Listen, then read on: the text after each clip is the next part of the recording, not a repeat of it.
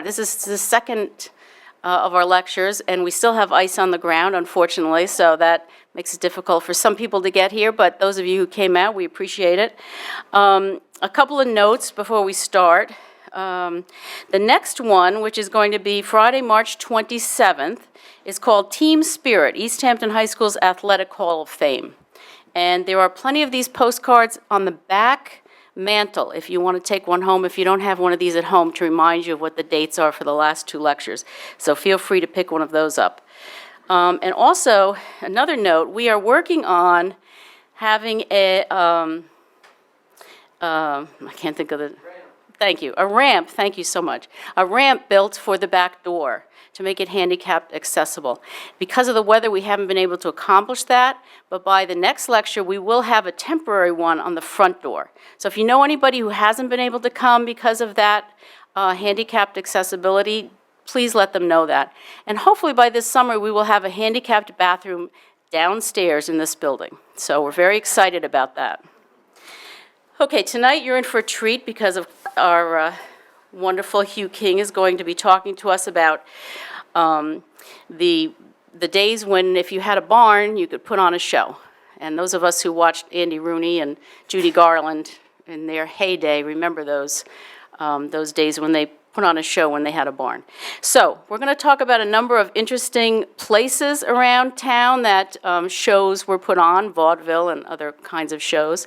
And before Hugh comes up, I'm going to let you know who some of the people were that you're going to be hearing about. I'm going to give you a little bit of information about who they were and why they were famous in their day. And then I'm going to turn it over to Hugh, and he's going to tell you about all the interesting places and the things that they did out here. So the first person is Joseph Jefferson. Joe Jefferson was born in 1829 and was one of the most famous of all American comedians. He was born into an acting family in Philadelphia and began appearing on stage as a baby in various productions that his parents were involved with. He grew up with a family of itinerant actors, traveling up and down the East Coast performing in various venues with or without stages, which was very typical in the day. He moved to New York in 1849, where he earned both critical and financial success. He traveled then around the world as one of the most celebrated characters of the stage in the 19th century. His most famous role was that of Rip Van Winkle. He's the person who supposedly came up with the famous line, "There are no small parts, only small actors." Next, we're going to hear about Isadora Duncan. Born in May 27th of 1877, Isadora Duncan was an American dancer. She lived in the United States only until the age of 22, though, where she was exiled for her pro-Soviet sympathies.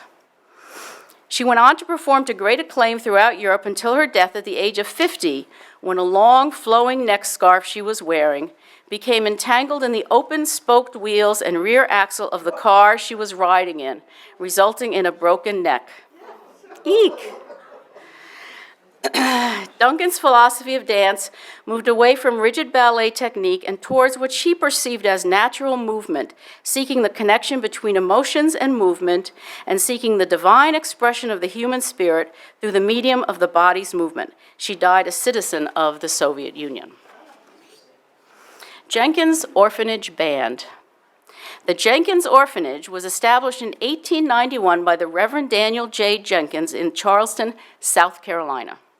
He was a businessman and a Baptist minister who encountered so many street children he was moved to organize an orphanage for young African American boys. The orphans quickly outnumbered the size of the facilities, and a brand new building was erected in 1893. That building is now a National Historic Landmark in Charleston. The orphanage took donations of musical instruments, and Reverend Jenkins hired 2 local musicians to tutor the boys, and they quickly formed the only Black instrumental group organized in South Carolina. They wore discarded Citadel uniforms and performed throughout the United States and Europe to raise money for the support of the orphanage. They played in the inaugural parades of Presidents Theodore Roosevelt and William Taft and appeared at the St. Louis Exposition. At one time, as many as 5 bands were on tour during the 1920s. The band ceased to exist in the 1980s. A number of alumni went on to successful careers in music, including William Cat Anderson, Jabbo Smith, and Tom Delaney.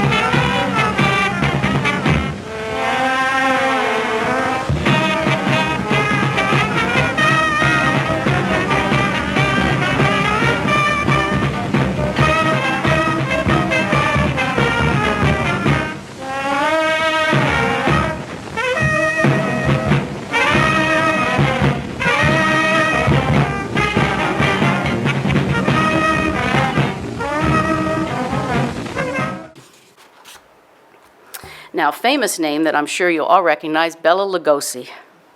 From playing small parts on stages in his native Hungary to his defining movie role as Count Dracula in 1931, Bela Lugosi was unable to avoid typecasting because of his heavy accent, which eventually led to depression and addiction to morphine and methadone.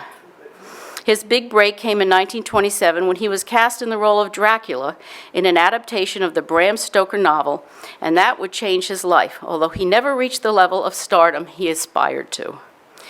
He would forever be typecast as a villain in such movies as The Raven and Son of Frankenstein. Limited by the accent he could not overcome, Lugosi always took second billing to Boris Karloff, despite very often having much larger roles, and he became openly resentful.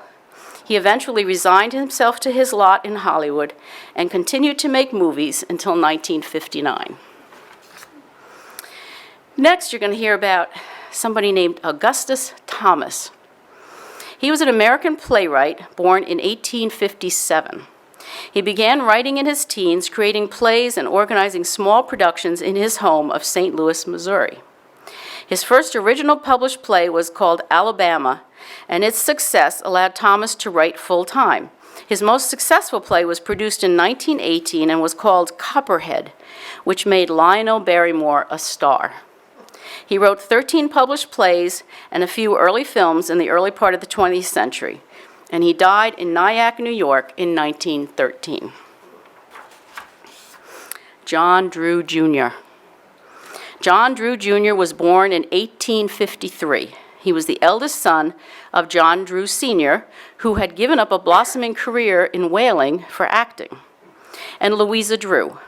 He was considered to be the leading matinee idol of his day, and his acting ability was undisputed. John Drew developed a reputation for versatility, appearing in a large variety of plays, and he was highly esteemed by his fellow actors. The abbreviation Junior, distinguishing him from his deceased actor father, is usually dropped because he became far more famous than his father as an actor, and because his father died at the early age of 38 and was no longer alive when his son earned his reputation as America's leading man. John Drew was the uncle of John, Ethel, and Lionel Barrymore, and the great-great-uncle of Drew Barrymore. Locally, he's remembered as a well-loved summer resident of East Hampton, and of course, Guildhall's John Drew Theater was posthumously named after him when it opened in 1930. Ethel Barrymore. Ethel Barrymore was one of the most famous members of the Barrymore family of actors, whose parents were Maurice Barrymore and Georgiana Drew. Today, the actress Drew Barrymore carries both the names and the genes of her famous ancestors. Ethel was her great-aunt. Ethel was the sister of John and Lionel Barrymore, the aunt of John Drew Barrymore, and the niece of Broadway matinee idol John Drew. Her first appearance on Broadway was in 1895 in a play which starred her uncle, John Drew. Men everywhere were smitten with the beautiful young Ethel, most notably Winston Churchill, who proposed marriage. She did not wish to be a politician's wife, however, very smart on her part. And she refused, but they remained lifelong friends. Ethel was a great beauty who played some of the most prominent roles in theater, including Nora in A Doll's House and Juliet in Romeo and Juliet. Her first motion picture was The Nightingale in 1914, and she won an Oscar for Best Supporting Actress in the film None But the Lonely, which she played opposite Cary Grant. She successfully made the transition to television in the 1950s, where she appeared on the Jimmy Durante All-Star Review, and she hosted 14 episodes of the Ethel Barrymore Theater. She died in 1959 in Hollywood, California, of a heart condition, 2 months shy of her 80th birthday. The Ethel Barrymore Theater in New York City is named for her. Laurette Taylor. Laurette Taylor was born in 1883 and was already a well-known actress on stage when she married playwright J. Hartley Manners, who wrote the play Peg of My Heart for her. It became her personal triumph. She toured extensively with the play throughout the country and made it into a film in 1922, so some of you may have seen that film. Taylor's outside personality, mercurial moods, and eccentricities became legendary. She suffered from severe alcoholism for many years, which limited her appearances from the late 1920s and beyond. However, her performance in The Glass Menagerie in 1944 received unanimously rapturous reviews. Taylor died in 1946 at the age of 63. Writing after her death, Tennessee Williams paid tribute to the great warmth of her heart, saying, "There was a radiance about her art which I can compare only to the greatest lines of poetry." And finally, I'm not sure how to pronounce this name. If anybody knows, please correct me. Tetsuya Matsuki? Does anybody know how to pronounce that first name? Some of you might have known her. Am I right? Okay. Born in 1897 in Salem, Massachusetts, she was a graduate of the New England Conservatory and studied with Stanley Chappell at the London Academy of Music. She served as head of the music department at the Kent Place School in Summit, New Jersey, and began visiting the East End during summers in the 1920s, where she became active at Guildhall, heading its music committee under director Inez Whipple. In his new book titled Into the Twilight, East Hampton star reporter Chris Walsh remembers taking piano lessons from Miss Matsuki and talks about the house she owned on Myancoma Lane, which had formerly been Myancoma Hall. He writes this: "It was the largest room I had ever seen, and at the far end, in front of an impossibly long, high stage, not one, but two grand pianos faced one another, their sleek contours almost joined, reminiscent in a way of the yin-yang symbol of Chinese philosophy. To a child, Miss Matsuki was the most exotic being imaginable. A Japanese-American woman almost 70 years older than me. Sometimes we would talk over milk and cookies. During the war," she confided, "she was barred from playing in the officers' club because of her heritage. I was mesmerized for months. In this little town at the end of the world, she opened the door to an undiscovered universe of knowledge, experience, and mellifluous, glorious sound. Like the greatest teachers, her influence is incalculable." And I thank Chris Walsh for getting that for me. That's a nice little piece about her. So those are some of the characters that you're going to be learning about, and I'm going to turn this over to the incomparable Hugh King. Thank you.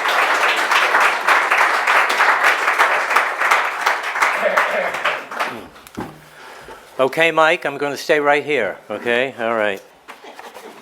Okay, we also have to thank, besides Richard Barons, as usual, for taking care of everything that we need. Richard hung all these posters up from the Community Theater Company today, so take a look at them before you leave. And of course, we have to thank Ken Cullum. For every show that I've done here, Kenny has always provided the images. Bela Lugosi supposedly came to East Hampton in 1947 and appeared at Guildhall in Dracula. I can't find anything about it. But he was here. I went through 2 microfilm years of the Star and I didn't find anything. Okay. Also, I've forgotten a couple of theater companies that were here. One of them was at the Woodshed. The Woodshed was near King Cullen. It's some other restaurant now.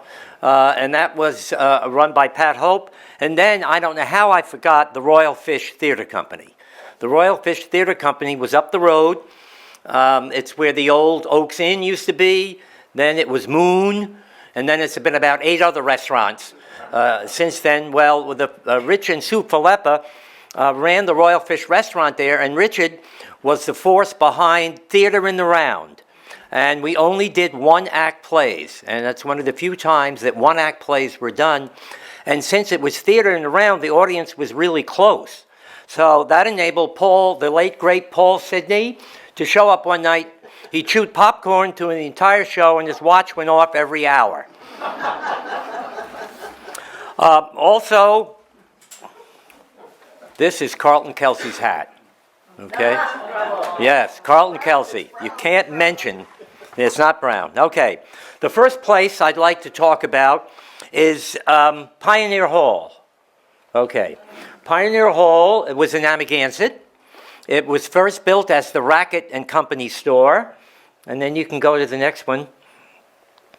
Then it became Conklin and Hand. That building, most of it is still standing in Amagansett. It later became the Amagansett Post Office.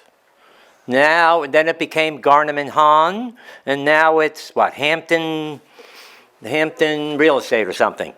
Well, up on the 2nd floor, there was a theater called Pioneer Hall. And in 1887, the Sullivan Dramatic Musical Company presented Uncle Tom's Cabin. Yeah, that's the good news. Here's the other news.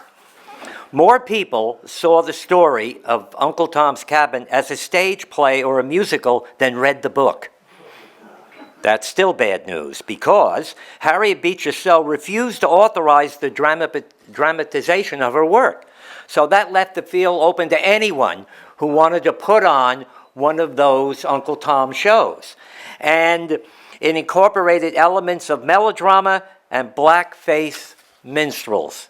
The many productions featured demeaning racial characters of black people. They were terrible, okay? But we had one in Amagansett in Pioneer Hall in 1887. And in 1888, Joseph Jefferson, who Barbara talked about, one of the most famous actors in America at the time, appeared at Pioneer Hall.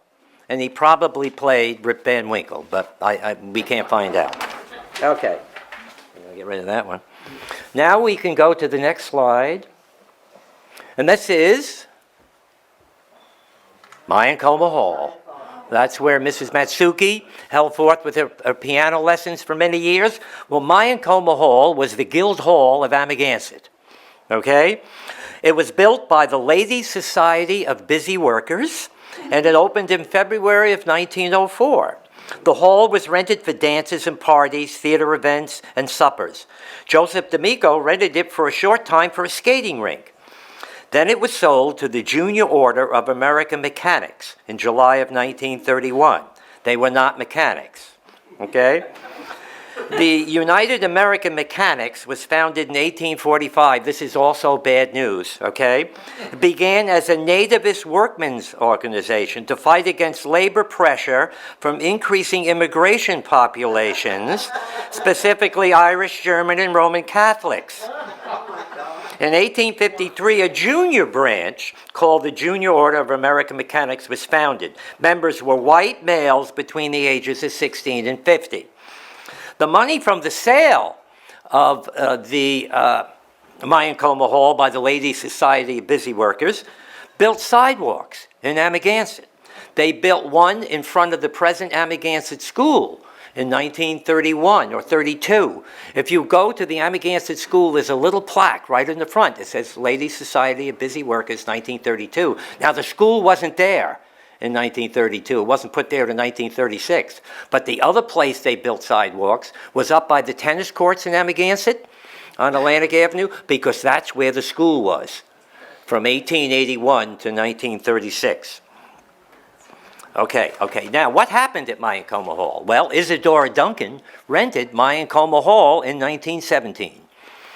Also, the Hill Donaldson Stock Company put on a play called Brother Against Brother on Friday, May 31st. The play, Brother Against Brother, is well known by many, and is very pretty and a popular comedy drama of high merit, combining, as it does, intense dramatic situations with the most laughable comedy. Dance will follow.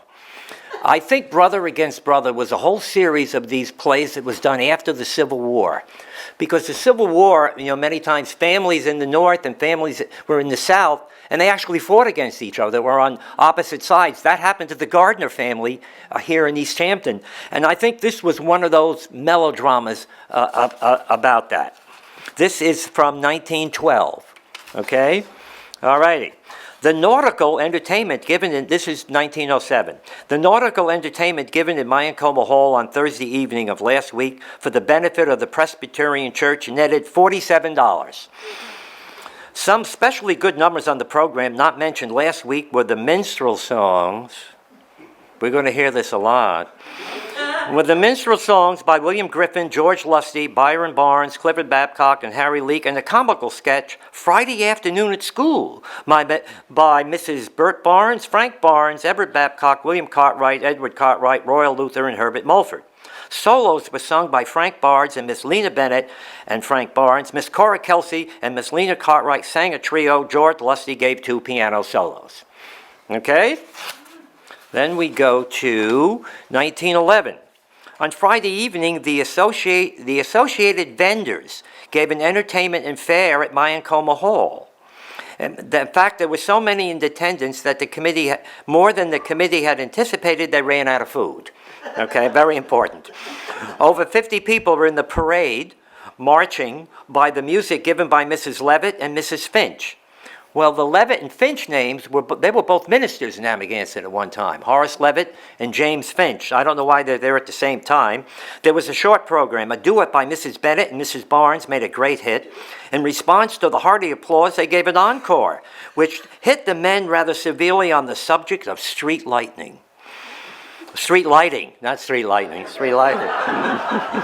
The sweet solo singer, Mrs. Jenkins, gave a selection which was greatly appreciated. Another interesting selection was an amusing song, A Maid of 60, well rendered by Miss Sadie Hendrickson. So this is going on at Myankoma Hall. Here we go. The program presented by the young people of Amagansett last Friday at Myankoma was nearly as perfect it could be, or at least that's the consensus of opinion of the large audience that filled the hall. The opening chorus and dance, Tulip Time, was a scene from the Follies of 1919 and represented a dormitory in a school for girls. It was a success. A piano duet by little Mrs. Eleanor and Lillian Conklin was next, brought to a successful finish. Nothing was bad, I guess, right? The comedy in one act was the piece par excellence, while all were fine in each and every part. Impersonation of Nora by Miss Eichhorn was the work of an artist. An Irish solo, Mary, by Miss Hazel Lawler in costume, was perfect in detail and acting and called forth hearty encores. So that's Myankoma Hall. And then, as you said, as Barbara told you, Miss Matsuki was there. I think the guy who was in Charlie's Angels rented it, David, well, can't think of it. Okay. All righty. We can go to the next slide. All right. The Guildhall Players. The Guildhall Players operated in Guildhall from 1931 to 1976. This is driving around trying to drum up publicity for Teacher's Pet. In here, driving is Pat McElroy. Pat McElroy ran a shoe store. Right, he ran a shoe store in East Hampton. His daughter Marjorie was in my class at school, and I has this one. Pat McElroy was also on the village board in East Hampton, right? The East Hampton Village trustee. Well, he decides, I think I'm going to give up my shoe store, and I'm going to devote all my time to working for the village, on the village board. So here comes the election. It's a very light turnout. Joseph F.X. Dunn goes to vote, sees that the turnout is low, calls up 21 of his friends, they go down and vote, he gets in, McElroy's out. Great story. Okay. Let's go to the next slide. All right, this is 1951. This is the original founding members of the Guildhall Players in 1951. And of course, in the middle in the back is the late, great Frank Dayton. Okay? Frank Dayton not only acted in the plays, he built the sets. And his wife, Jean, is down below. The Guildhall Players, Jack Devereaux directed some of their plays. He was married to the daughter of John Drew. How about this one? Ruth Moran, the daughter of Thomas Moran, presented classical readings at the Players' Workshop, and she also directed. She directed Romeo and Juliet and gave elocution lessons at the Moran studio before the play started. Richard, there's something else you can do there. Yeah, you don't need anything else, Richard, sorry. Throughout the years of World War II, the Players took shows weekly to bases and hospitals the length of Long Island, making one appearance at the Stage Door Canteen in New York City. The Players took part in the Cavalcade of History for the 300th anniversary of East Hampton in 1948, directed by the late, great Inez Whipple. Carlton Kelsey appeared at almost 40 shows put on by the Guildhall Players. And you know where their barn was? Yes. Over by Fresno Place. You know where Fresno Place is? It is Fresno. It was Fresno. Right. Well, the Guildhall Players' barn was there. And then, I don't think, go to the next slide. I don't think I have this picture. No, okay, I'll talk about it in a minute. Then there was a man named Eddie Borkman.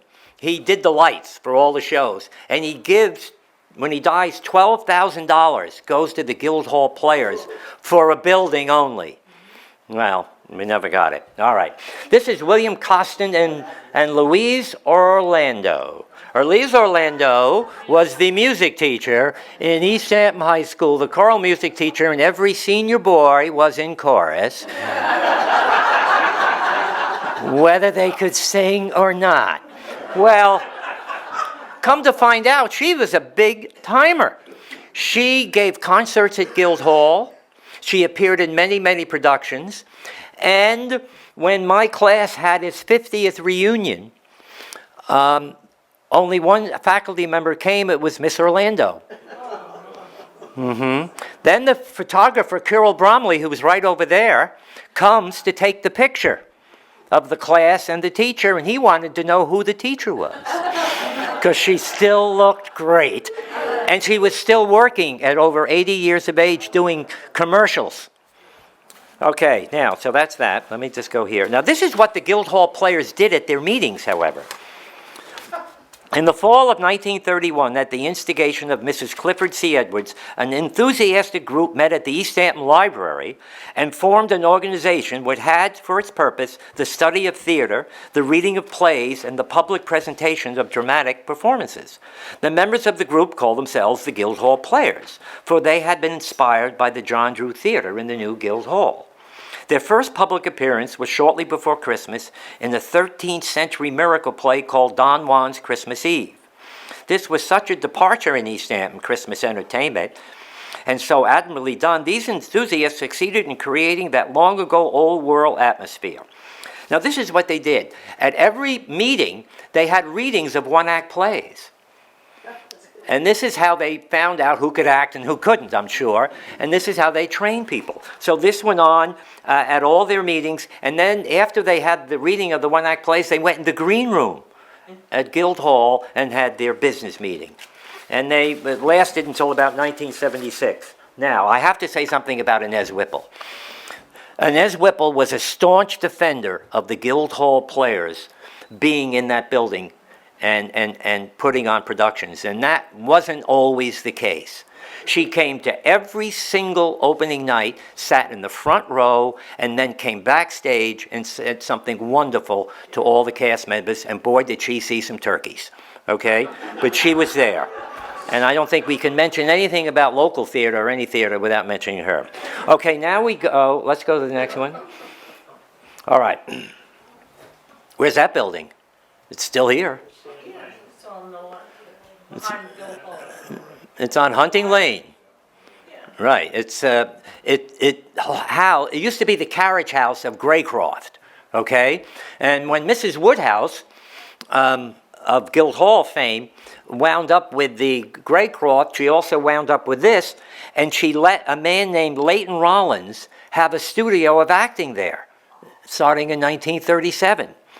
In 1937, Mrs. Woodhouse sponsored the Leighton Rollins Studio of Acting, giving the use of Graycroft for housing of the students. Can you imagine living in that house over the summer? And the carriage house for use as a laboratory theater. Rollins used Mrs. Woodhouse's Japanese water gardens for outdoor presentations. Workshops were held in the lab, and polished plays fully mounted at the John Drew Theater. Some of the talent that appeared here in her productions or helping her were Ernie Kovacs, Betty Comden, Dame Sybil Thorndike, and Josephine Hull. And in A Midsummer Night's Dream, with many fairies and elves, one of them was little Bobby Osborne. Oh. Now, Robert thinks it was his sister instead of him, but I don't know. And then they put a version of Everyman. The company performed it on the steps of St. Luke's Church. And in 1945, he moved to Massachusetts after the war. Now, here's a little thing we found in the Star by accident. Mrs. Harry L. Rollins and Leighton Rollins entertained with a party of about 70 on Christmas Eve at Graycroft. The guests included Reverend and Mrs. William Granger, that's St. Luke's Church, Mr. and Mrs. John E. Snyder, and the whole choir of St. Luke's Episcopal Church, as well as a number of other friends and neighbors and their children. The Christmas Eve celebration opened with the entrance of the choir singing carols at 9 o'clock. There was a Christmas tree set on the stair landing above a beautiful creche in the alcove at the foot of the stair. Mr. Rollins read a Christmas story, which he had just written, entitled Soupy's Christmas Eve. This held the listeners, young and old alike. Soupy is Mr. Rollins' little black Scotty, 1 year old, given to him by Edith Barrett and her husband, Vincent Price. Many of our Star readers saw Mr. Price as Prince Albert and Helen Hayes as Queen Victoria. Okay. Now we go to the next one.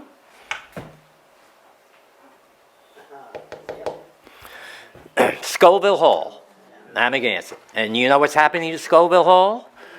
It's rising. Yes, it's coming back. Well, theater was done in Scoville Hall. Scoville Hall was dedicated on March 19th, 1925. It was called the Parish House when I was growing up. It was renamed Scoville Hall in 1973 after the death of longtime minister Clarence Scoville. Sunday school was held in there, church offices, dinners, Christmas parties. And Mrs. D.M. Bell used to have parties in there, and of course it had theater. And now we can go to the next. This is Creepy Crest. The Alpha Gamma Society put this on for the benefit of the Presbyterian Church in 1936. Now, we have, all the way over on the right is Everett Miller. Everett Miller ran the Texaco station in Amagansett for many years. Some people are cut out. Okay. Who's in the middle? The late, great Carlton Kelsey. Where? The one with the glasses? Right there. Carlton. Goodness Carl. sakes. Oh. I think that's Francis Smith. Francis Smith was highway superintendent in the town of East Hampton for many years. But I think Mary Ann Molester got cut out. All right, go to the next one.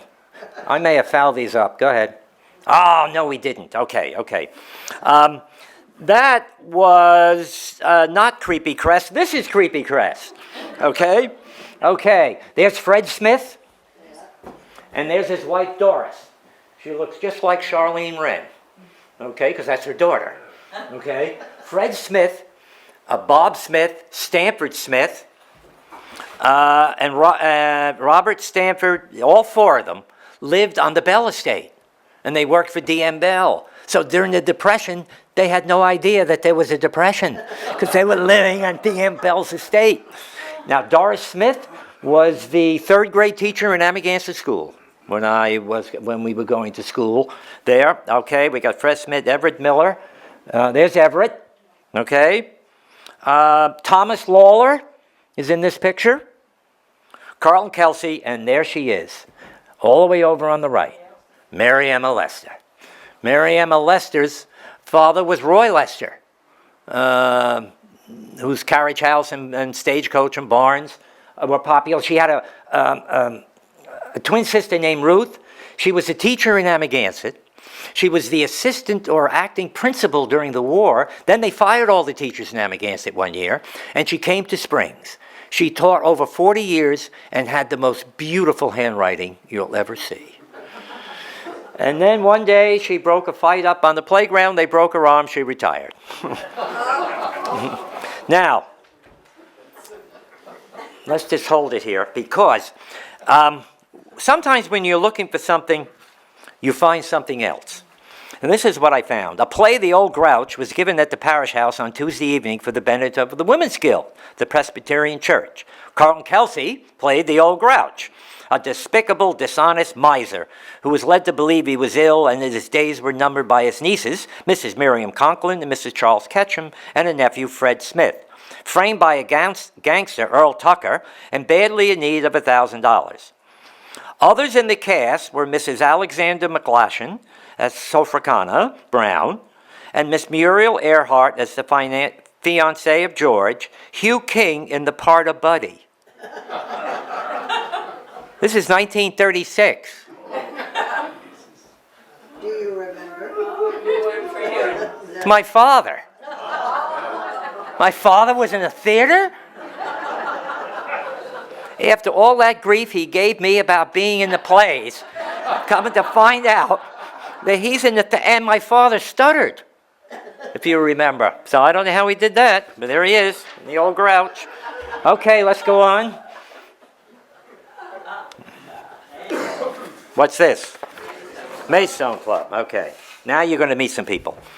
This is 1918. Last Saturday evening will ever be remembered by the East Hamptonians who were fortunate enough to be in the attractive ballroom of the Maidstone Club, housed to enjoy the entertainment for the benefit of our Soldiers and Sailors Club.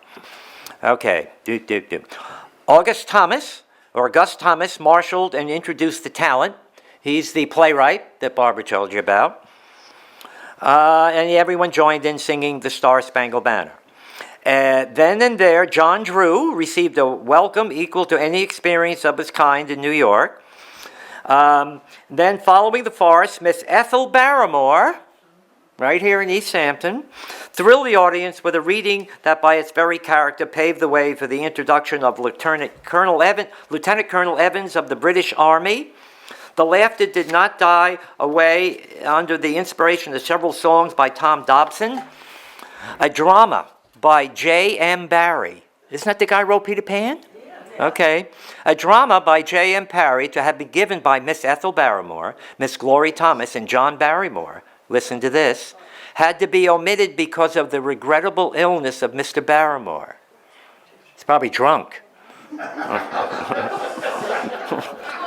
An evening of rich enjoyment was delightfully closed with recitations by Miss Laurette Taylor, who is the Glass Menagerie, right? She was the first person to play that part. It was like a comeback. Then Mr. Thomas presented John Drew with a loving cup because of his contributions to East Hampton. Okay, we can go on. Okay, the Village Vanities. The Village Vanities. The Village Vanities. By the way, you know that... That's me. That's you? All right. Half of these girls were in my high school class. And they all went out with college guys. They had nothing to do with us. And the other thing I want to mention, I lament about this all the time, all these people are upstreeters. Right, Sandy? The only person who wasn't would be Rosita Pallaby, all the way over on the left. She went to spring school, but spring school only went up to the 6th grade then. So she came to junior high in East Hampton, so we consider her an upstreeter. Okay. So the Village Vanities. The Village Vanities began in 1954 or 53. It lasted for about 10 years. It was held on Labor Day weekend as a benefit for Guildhall. It usually was directed by Bill and Phyllis Costin of the Maidstone Club. And it was a show performed by summer people and locals. Did you have to try out, Sandy? You did? Audition. You had to audition? Do you remember Bill Costin? Very well. He Yeah. was right on Main Street here. He was a producer in New York. Well, how about that? Yeah, okay, good. Okay, and these are the girls who performed the Rockette number. Also, the leads in Petunia Girl, a satire of the musicals of the 20s, will be Louise Orlando, that's Miss Orlando, and Arthur Palmer, supported by Trevor Kelsall, Barbara Loris, Patsy Heller, George Schulte, Ken Westberg, and Hetty Bates. Hetty Edwards, right, right. Hetty Edwards was in this, okay. Also, appearing in such skits as The Trial of Lizzie Borden, Private Room, and Happy Endings are Mrs. Thomas A. Kelly, Barbara's mother, Karen Peterson, Sue Tynan, Helen Homans, Ann Carsey, Gilmer Costin, Allison Matzner, Rodney Houghton, Thomas A. Kelly, Charles Sunderland, and others. Glamorettes and debonaires, who will appear in the chorus of several numbers, are Sheila Jackson, June Rickard, Ann Stiers, Mimi Dubois, Linda Kelly, Patricia Day, Michael Flynn, John Helmuth, who was a year ahead of me in school, I think that's him, Court Rudishan, and other showgirls are Sue Carr, Sue Phipps, Karen Dudley, Mrs. Sally Eckberg, and others. So that's the Village Vanities. And we never got invited from Amagansett. Okay, now let's go to the next one. Oh, yes. This is Barbara Borsack's father and the group. They are Harry Allaire, James Strong, Ray Whitaker, and William Kennedy. And I think Barbara told me that they wandered through the Vanities singing a song. Barbara, is that right? That's right. Yeah. For scene changes. The scene changes, so they would just come out and sing, and then they go on to the next one. Yeah, I know. Nice idea. Okay, we can go on, I think. Okay, here we go. First of all, I want to thank Barbara Johnson, who was in the first, we're going to see a picture of Barbara in a moment, who was in the first play done by the Maidstone Regional Theatre Company. They morphed out of the Guildhall Players.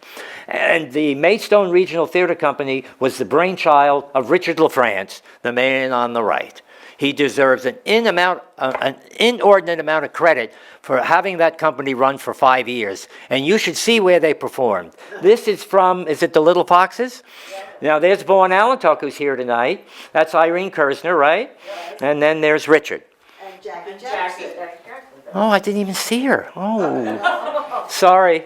Boy, wait till she hears that. Am I going to get it? Okay, let's go on to the next one. All right, there is Barbara Johnson and Richard LaFrance in their first production of Dial M for Murder. Now, let me tell you about this. Richard not only produced and acted many of the shows, but his partner, Richard Fenn, said every night when the curtain opened for a new play, it opened and all their furniture was on the set. Everything went from their house and their shop, and it wound up on the set, and the actors are spilling drinks all over the rugs and everything. So, Plaza Suite, Oliver, Table Manners. I'll get to Dracula in a minute. Little Foxes, Private Lives, Mousetrap, Boys in the Band. They performed at Guildhall, the Bridgehampton Community House, the Quogue Theatre, Gurney's Inn, and Pipe Dream. You know where the Pipe Dream was? Right, on Springs Fireplace Road. It's where the Senior Citizens Center, right? And how about... I broke 2 ribs there. You broke 2 ribs there. In a play? No, she ate him. Oh, she ate them. Doing set work. Oh, set work. How about Mellowmouth? Oh, yeah. Where was that?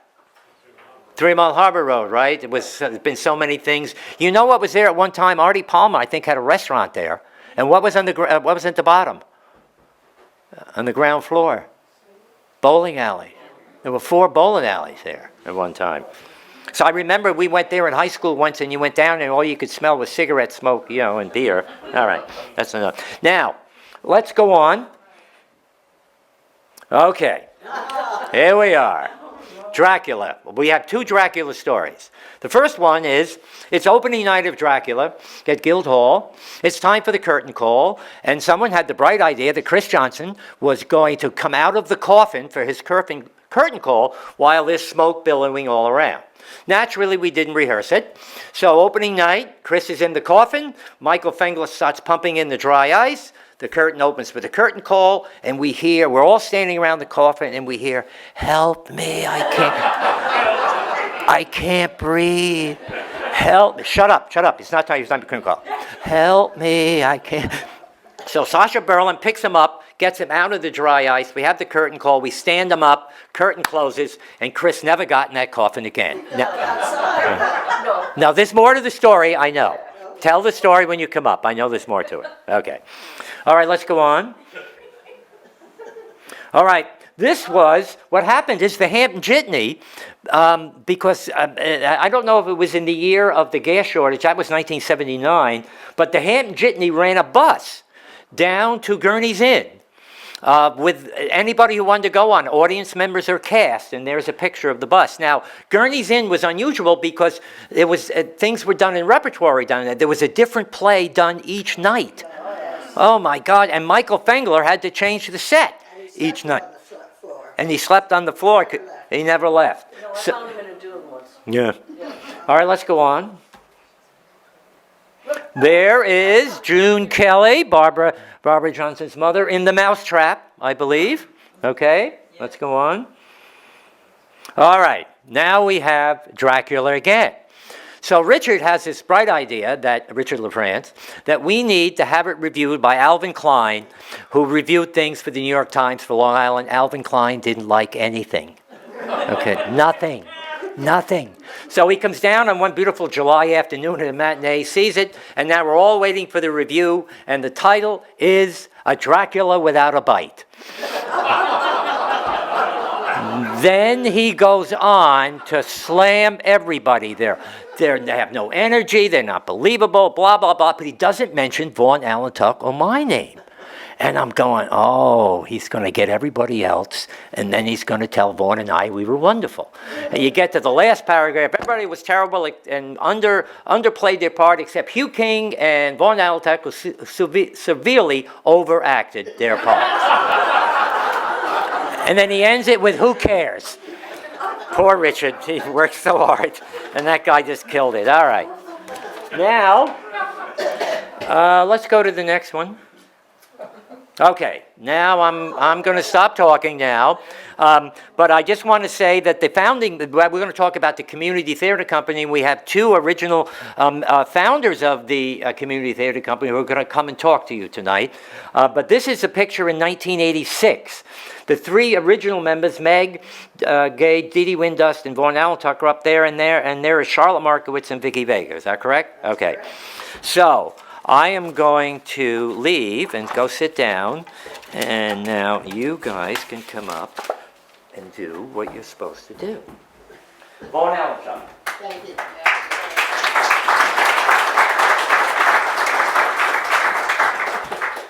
An older Vaughan Allentuck.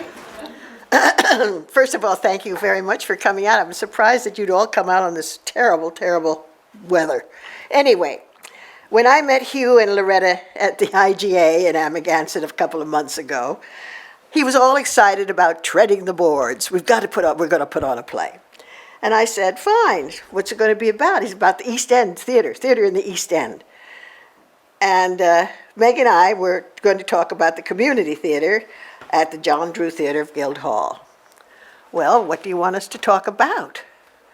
Well, why we formed it, highlights, why we were so successful, and why we ended.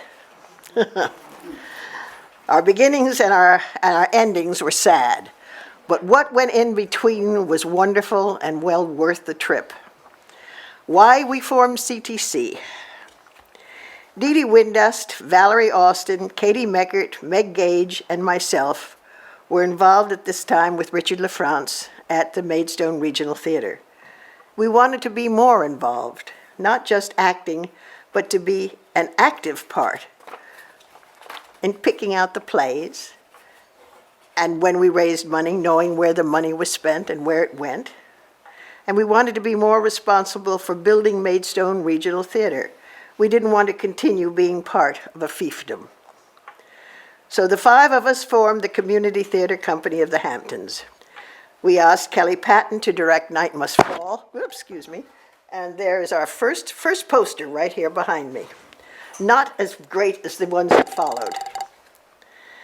We, casting calls and dates, local newspapers, rehearsals, and our first opening night, which was on February 18th, 1983.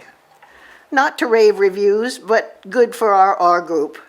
If you wish to read the reviews and of our doings on the first season, you can look at the album over there. That was given to us by Hugh King on our first get-together, and Loretta. The first get-together that we had in my house was a Here We Are situation, and in that book, you gave that to us. Oh, can I have it back? No, it's... that first Here We Are party was the beginning of our fundraiser every year, which was called the Jolly Holly Brunch, which was lots of fun and very successful. My husband hated it for the simple reason football was always happening. And so as a result, we could never get to see have the Eggs Benedict or whatever it was that we wanted, and the football at the same time. So he would have his Eggs Benedict and go up and sit at the bar and watch the football. Each of us produced a play, or later on a musical, which meant being at the beck and call of the director, attending all rehearsals, making sure everyone was up to stuff and had no immediate problems. A thank you note and a rose was given to every performer, every person on stage, every person backstage, and in the front of the house. The curtain came down, and we went to a venue in town, somewhere in town, that our general manager had gotten for us, and we partied. Whenever an extra stagehand was necessary, we volunteered. As in Murder on the Nile, someone had to turn the boat's water wheel.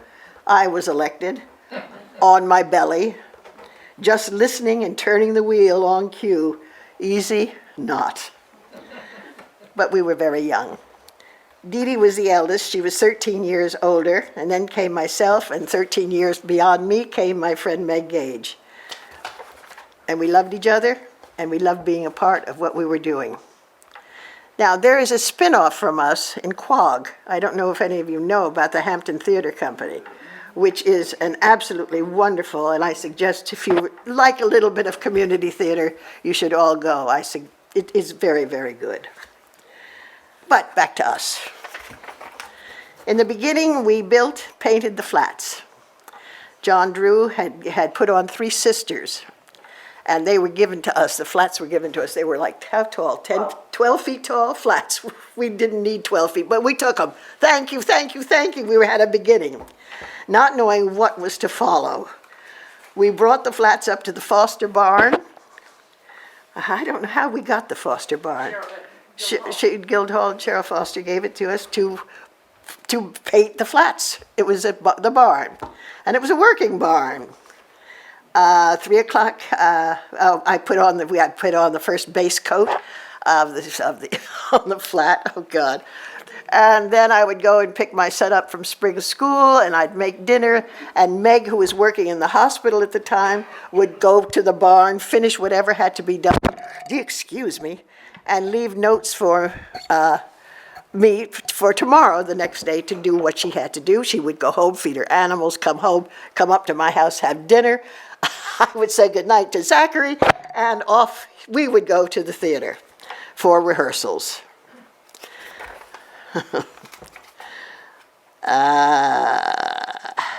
But the next day, horrors.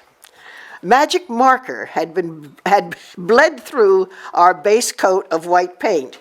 The next coat had to be bin. So we painted and painted and painted these flats, and that black kept oozing through. It was just unbelievable. But we solved the problem with the bin. But there was one more problem. This was a working farm, and outside we're picking chickens and pigs. And inside there were flies. flies who loved paint and who died eating them and sticking to the flats. But the show had to go on, and so it did. We borrowed dogs from ARF, and one of them Dee Dee bought and named Laurie, after Laurette Taylor.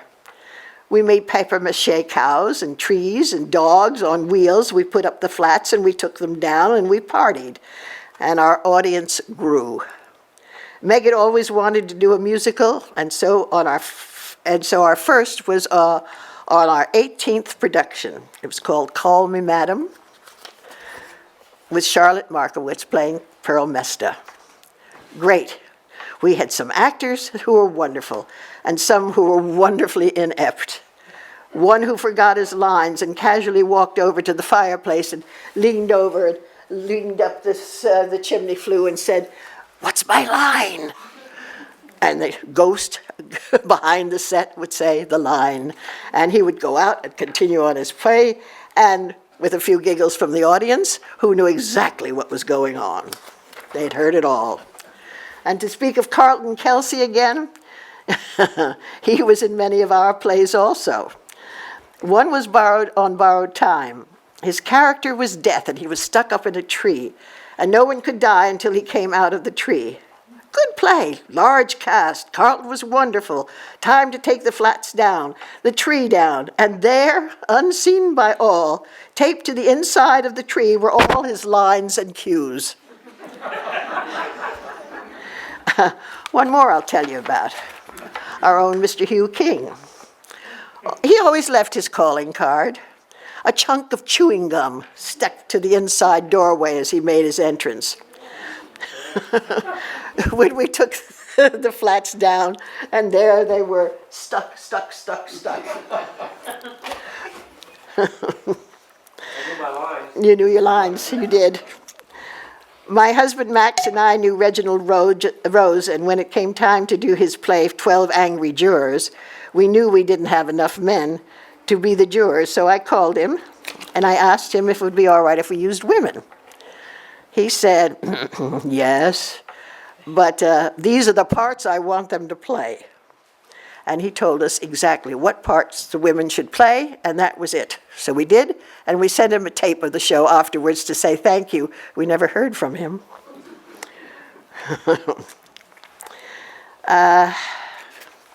Meg will tell you more about that. Now as to our ending. I think too many people were let to sit on our board. As it turned out, they were the problems. And they spoke to Henry Korn, who was the artistic manager of the John Drew Theater at Guildhall, and who may have known more about art and knew nothing of theater. But he had his group, and he made a statement. If Dee Dee Vaughan and Meg stay on the board, there will be no contract for CTC. All the joy and wonderfulness from Inez Whipple and Wilson Stone was snatched. And there's the end.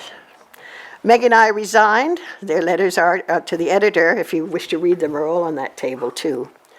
But wait, there's more. And Meg Gage will tell you about them.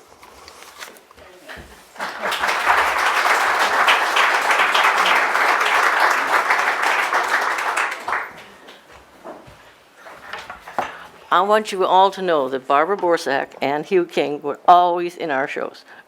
They were both in our place. From our start, Inez and Wilson Stone were our instrumental in encouraging us and remained our loyal supporters. She described our company as standing for camaraderie, talent, and continuity. We had the dream, but we had legions of supporters. Deborah Perry gave us seed money. Bob Osborne helped draft the contract with Guildhall and guided us through the 501c3 application for nonprofit status. Sable and Opliger became our accountants, and we became a legitimate nonprofit.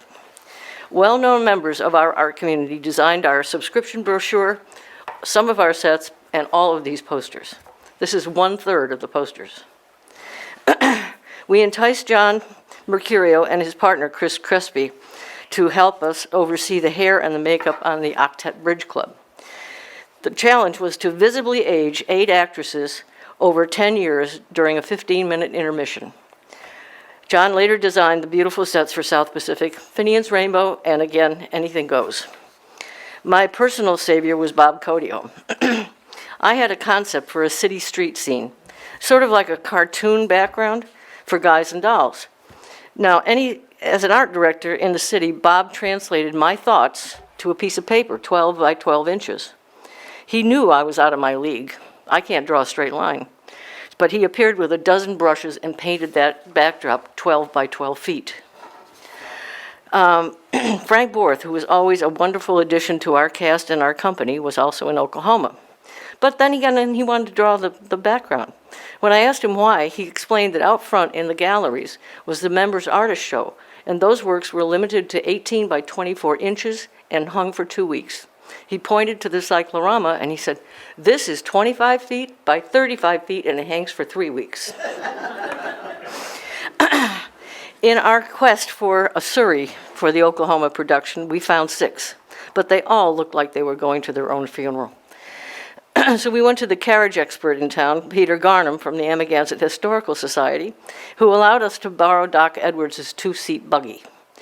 With a caveat, it had a century of bird droppings on it. But we weren't allowed to wash it. So the solution was to cover it with crepe paper. I did it with yellow crepe paper. I brought a few photos if anyone's interested later. Oklahoma was the only show where the audience actually sang the overture to us. It's also the only show we had ticket scalpers out in the sidewalk. I freely admit I leaned on Mayor Rickenbach for free storage space in the village. I told him that our audiences were here in town to see our show, and they all went out and had dinner and drinks. We were really happy in a leaky barn for a few years. We were frequent customers of the LVIS, both buying and borrowing.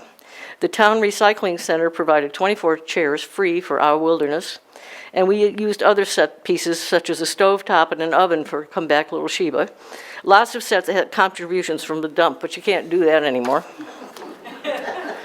The sale of season tickets did not come close to supporting us. The business community bought ads in the programs, and eventually some bought the sponsorship for a royalty for each of the musicals, and those are not cheap. Joanna Rose also came through every year with a generous donation for the musical. The 2 fundraisers, the Jolly Holly Brunch and April Antics, cocktail party, were organized by friends of Dee Dee's Renegades from the Heart Fund. Our general managers wrote grant applications from the town and the county, and we got sums of money sometimes. The East Hampton Middle School gave us free rehearsal space because they considered us an adult educational forum. Now that was nice because the JDT and the school stage are exactly the same size, so you could do all the blocking right there. Let's talk a little bit more about money because art still costs in any venue. We had the contract with Guildhall for a percentage of our box office receipts, and we went under their umbrella for print advertising for discounts. Other costs were for liability insurance, royalties, storage for sets and costumes. Money went for posters, playbills, photography for advertising, and renting a computer for the JDT. Guildhall did not have a lighting computer at that time, so we had to rent one and send somebody into Big Apple Lighting and go get it and take it back. Lighting brings me to speak of the young designers that we hired. The first was Pat Merriman. We would pay their transportation, house and feed them for a week, and they would work for a whole week to hone their talent for $400. Pat is now the resident designer at the Vivian Beaumont Theater in Lincoln Center. A quick sidebar. I formed great respect for lighting designers. They take a course in how to say yes to a director and just go about doing whatever they wanted anyway. And if you thought they were arrogant, take another listen. If they didn't like the color the set designer chose, they would change the gels on the lamps to make it the color that they liked. So they were very powerful. It's better to make them a friend. Other fees went for stage managers basically covering gas money, and those musicians paid for rehearsals and for 9 performances for $599, all because we did not generate a 1099 and they didn't pay taxes. Helen Aberman played for hundreds of hours for her grandchildren's college fund. When she was in the orchestra pit, we had to seat her with her back to the drums because she could keep tempo. She couldn't hear very well, but her heart was certainly full. Vaughan said every actor got a handwritten thank you and a flower and a drink ticket. Eventually, cast parties for the musicals were so numerous that we had to rent Ashwag Hall. When Hugh was in the cast, he would entertain the cast party with a slideshow and roast everybody involved. No one was spared. The volunteers painted and built every set, and we accepted all comers. Jose Vega, from Broadway fame, used to come and wring his hands and say, okay, we built it, now let's tear it down. I'd say, why, Jose, we got to look at it. And he said, no, we got to tear it down to build the next one. Now, I really had to swallow twice to understand that one. But from him, we got a load of scrims and cycloramas and side legs and front of house curtains, all from his pals. We also had a special arrangement with the Phoenix House up by the airport. Those residents had to earn the privilege of working for us 8 hours on a Saturday or a Sunday. In all the productions that they helped us with, only one resident ran away. We had a special, giving back was also a value. We asked local residents to do our opening night parties, but what restaurant wouldn't want 100 or more people at 10 o'clock on a Friday off-season for a cash bar? It was a win-win. There were not many hats that the board members didn't wear, but we all had our special niche. We learned to produce shows, recover flats, run a drill gun, paint and repaint the stage manage, use a spotlight, handle props, and do the front of house. I personally hated costumes, and I put my foot down. Even Dee Dee, when pressed, helped repaint the stage, and that was a sight to see. She went with me in the old 1977 Ford truck that we shared with Bob Budd and exclaimed she could see everything from up there. She was fun and a trooper to boot. We always said we had the best of times offering these 61 productions over our 16 years, but we would not have been able to do it without the unwavering support of the whole community. Thank you.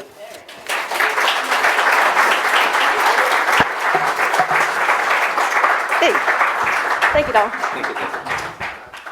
Oh, by the way, one quickie on Carlton.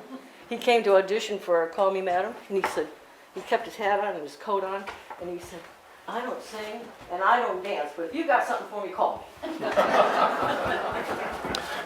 How lucky we were to have the Guildhall Players, Richard LaFrance, and the Maidstone Regional Theater Company and the Community Theater Company in this town since 1931. And now, let's go to the next slide. We have about 3 or 4. Oh, boy. Okay, here's the minstrel show at Guildhall. 1950. Now, in the back of the picture, it says that's Reggie Conrad.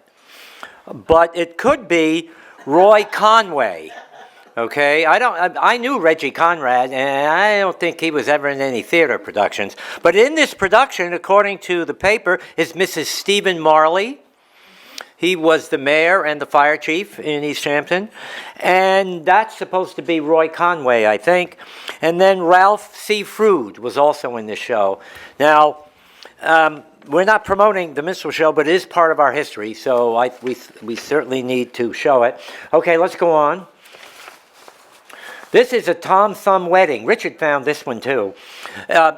Charles Stratton was found by a man named Charles Stratton, was found by T.P. Barnum. He was small. So P.T. Barnum dressed him up, paraded him around, and called him Mr. Tom Thumb. Well, Mr. Tom Thumb meets Lavinia Warren, who's also a small person. They get married. Well, P.T. Barnum made this the wedding of the year. Okay? So after that, in the 1920s, if you wanted to raise money, you'd have a Tom Thumb wedding, and they'd get children under 10 years old, dress them up as the bride and the groom in the wedding party, and you came and took pictures. And this is in East Hampton, right, Richard? We don't know where, however. All right, let's go to the next. What? It's supposed to be Clinton Academy. Really? Oh, okay. Well, now, we don't know who these people are. No, okay. All right, next. We're almost done. And if you don't like it, you can go outside. It's cold. I think that's Dorothy Mulford. Looks like Dorothy Mulford in the middle. It came with the Mulford photograph. It came with the Mulford photographs.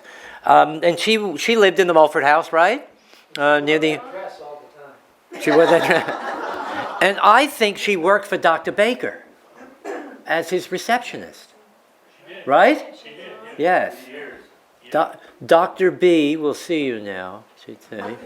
She controlled everything out there, too, for sure. All right, let's go on. This is a dance, right, that was held in Clinton Academy. And there's the floor in Clinton Academy years ago. And look, there are a couple of people had beards, but we thought we'd show you that one, too, so it took place in here. Is there anything else, Richard? That's it. Okay, Barbara? Well, I have just a couple of quick things I want to say. First of all, I enjoyed the Tom Thumb wedding photo because I was in probably the last Tom Thumb wedding to happen in East Hampton at the Session House of the Presbyterian Church in the mid-1950s. I was, 3 or 4 years old, and there are photos of that somewhere. I know, yes. And that was interesting. But the other thing that I wanted to mention was how important community theater and entertainment like this was and is in a small community like this, and it's a shame we don't have more of it anymore. When I was in high school, I always loved theater from the time I was pretty young, and my mother used to buy me cast albums, and I memorized all the songs and everything. And when I was in, I think, a sophomore in high school, which would have been about 1968, I got a phone call from Karen Sturgis, who asked me, she said they were doing a production, the Guildhall Players were doing a production of Oklahoma, and they needed some singers for the chorus. They needed more singers. And would I be interested? Someone had recommended me. Well, I was thrilled to death. I thought that was the most exciting thing that had ever happened to me. And I think there were 3 or 4 of us that were high school students in that production.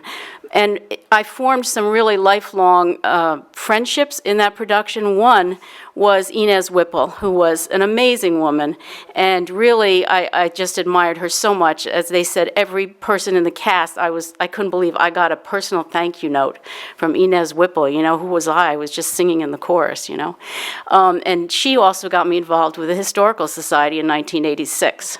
So I love Inez Whipple. And the other was the person who played the part of Ali Hakim, which was the traveling salesman who got involved with Ado Annie. Those of you who know theater know. It's a wonderful part, and I think it was probably the best person that ever played it. That was Hugh King. And that was my introduction to Hugh King, and we've been friends ever since. It was a wonderful time for me, and I did one more show in high school. It was Guys and Dolls with the Guildhall Players. And then when community theater came around, I made more lifelong friends doing community theater. One who's sitting in the back, Pam Cataletto, she and I used to do that together. So it's a wonderful thing, this entertainment that the local people get to do and have a good time on stage. So I hope you enjoyed this. I think it was a lot of fun. It was fun to see all these old pictures. And I hope you'll come back next month when we talk about the sports history of East Hampton and High School Hall of Fame.